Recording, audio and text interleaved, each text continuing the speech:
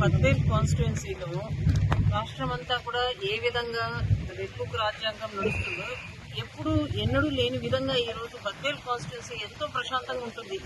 ఎవరు గవర్నమెంట్ ఉన్నా ఏమున్నా కూడా, ఎందుకంటే 19 నుంచి 24 కూడా వైసీపీ ప్రభుత్వం అధికారంలో ఉన్నప్పుడు కూడా ఎవరు కూడా ఇలాంటి అరాచకమైన సంఘటనలు అయితే బద్వేల్లో ఎప్పుడు జరగదు. కానీ ఈరోజు కూటమి ప్రభుత్వం అధికారంలో వచ్చిన తర్వాత బద్వేల్లో కూడా నిన్నటి రాత్రి ఇక్కడ కడప బద్వేల్ మెయిన్ రోడ్లో బైనపల్లి ఈ గ్రామంలో ఇక్కడ ఎన్నో ఏళ్ల నుంచి, ఒక 60 ఏళ్ల నుంచి శ్రీకాంత్ రెడ్డి అని వైసీపీ నాయకుడి వాళ్ళ అమ్మగారి హయాం నుంచి వాళ్ళ అధీనంలో ఉన్న ఈ భూమిని వీళ్ళు ఏదో ఒక చిన్న ఇల్లు ఏర్పాటు చేసుకుని ఇక్కడ ఉన్న ఈ నివాసాన్ని నిన్న రాత్రి పూట, అంటే ఈరోజు శుక్రవారం తెల్లారుజామున 3 గంటలకు రెవెన్యూ అధికారులు, ఇరిగేషన్ అధికారులు అందరూ కూడా ఎంత విన్నవించుకున్నా, మా పెద్దలు ఎమ్మెల్సీ గోవింద్ రెడ్డి సార్ కానీ నేను కూడా స్వయంగా ఆర్టీఓ గారితో వాళ్ళతో ఫోన్లో మాట్లాడడం జరిగింది. ఇక్కడ అధికారులు, నాయకులు అందరూ కూడా, గ్రామస్తులు అందరూ కూడా కొంచెం టైం ఏంటి అని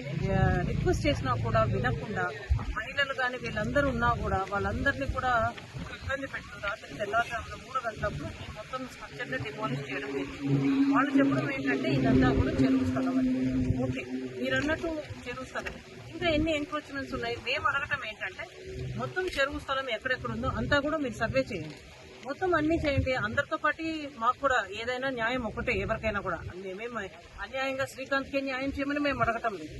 మొత్తం ఎవరెవరు ఎంక్రోచ్ చేశారో అన్ని స్ట్రక్చర్స్ని తీసేయండి, దాంతోపాటు మేము ఉంటాం. అదే కానీ ఒకరు వైసీపీ నాయకుడని ఆ అబ్బాయిని మాత్రమే టార్గెట్ చేయడం ఎంతవరకు న్యాయమని మేము అడుగుతాం.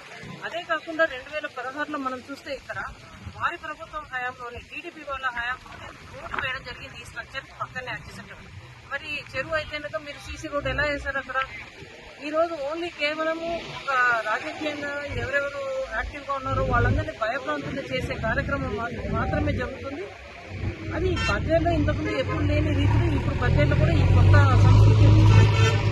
మేము ఈరోజు ఇదంతా కూడా మేము ఈ కార్యక్రమాన్ని అందరం కూడా మేము నిరసిస్తున్నాము. తర్వాత కలెక్టర్ గారికి కూడా రిప్రజెంటేషన్ ఇచ్చి న్యాయపరంగా బొమ్మను అడుగుతున్నాము. అందరూ ఎవరెవరు ఉన్నారో అందరికీ తీసేయండి, కేవలం ఓన్లీ వైసీపీ వాళ్ళే టార్గెట్ చేయడం ఎంతవరకు న్యాయం?